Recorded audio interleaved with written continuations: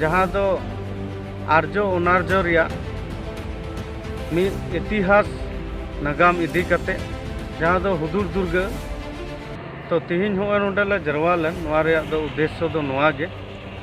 जहाँ दो शांतिपुर गोरखा भवन छटकार ले जरवा लेना तो हजुक कान दाराय कान होय 4 और 5 तारीख जहाँ दो आर्जो अनार्जो रिया मिद इतिहास नागाम इदी कते तो जहाँ दो अबुई जहाँ दो हुदुर दुर्गा नुई आबो जीवते लगी नोआ इदी कते आलेले गपाल मराव केआ जे हुदुर दुर्गा दो सरिया गे आबोरेन वीर कनाय से आबोरेन राजा कनाय तो उना लेका तेगे नुई हुदुर दुर्गा शरण सभा आलेले गोटा केटेज केआ तो हजुक कान 4 और 5 तारीख बार दिन रिया कार्यसूची लेकाते आलेले सपड़ाव केआ और नोआ कार्यसूची आसोक कनाले जे अडी नाय और नपायते हुआ और तिहिन जहाँ हुदुर दुर्गा से महिषासुर को मेतावाय कान उनी दो नितो जहाँ को बड़ाया देश विदेश रेन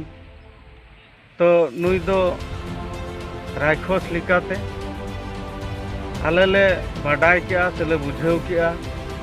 से इतिहास करे नागाम करे ले नेल केआ बांगे नुई दो रायखस दो बांग कना आबुई हुदुर दुर्गा मिटेन बीरे ताहे कना और नुई दो आबो ब्राह्मण को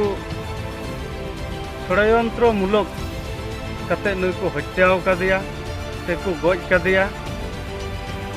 आदो नुई जीवते लगी आले तिहिन ले गोटा केटेज केआ बार दिन प्रोग्राम से कार्यसूची हुई चुई लगी आले कमिटी तिहिन ले गोटा केटेज केआ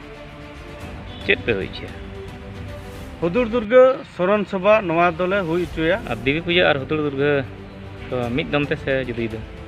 होय मिद दमते नोआ दो कान गया चेदा से जहाँ दो नुई हुदुर दुर्गा राजाय ताहे कान ओक्तो तो आर्जो को दो नोआ सिंहत दिसम रे चिकाते को कब्जाया उना लगित ते नुको जहाँ छल जे शारदा देवी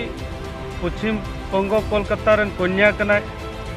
नुई देवी दुर्गा को मेता कान उनिया असल नितुम दो हुयुग कना शारदा देवी और नुई होते तेगे आबोरेन हुदुर दुर्गा गज रिया को रिका केआ आर्जो को दो से ब्राह्मण को दो आदो नुई जहाँ गज दिन गे नोआ विजय दशमी दुको मनावेआ नुको आर्जो को आदो ओना विजय दशमी रेगे ओना दो आर्जो लेकाते 9 दिन रिया विजय उत्सव कान तकुआ आदो तिहिन आले दोले गोटा केटेज का 2 दिन लगिते 2 दिन रे जाते आबोरेन वीर जहाँ दो आर्जो को गज कदे तो उनी आबो दिशा उयहरे लगित उनी दो आले बाहा माला तेले शरणया और नुई वीर चिकाते आबो नोआ भारत दिसम रे सिंहत दिसम रे आबो बन प्रतिष्ठा दाड़ेया नोआ आले पुराले कुरुमुटुया कुकना जे सरीगे आबोरेन हुदुर दुर्गा आइनम काजल नुको को आंगेन कना से को गायब का को आर्जो को आदो तिहिन आबो नोआ बुन बड़ाय दाड़ेया कना और हुदुर दुर्गा बुन नाम केदिया और उना लेका तेगे आले तिहिन होय शरण सभा जहाँ दो वीर हुदुर दुर्गा शरण सभा नोआले प्रोग्राम ले गोटा केटेज किया कमिटी बनाओ होय आले कमिटी ले बनाव किदा।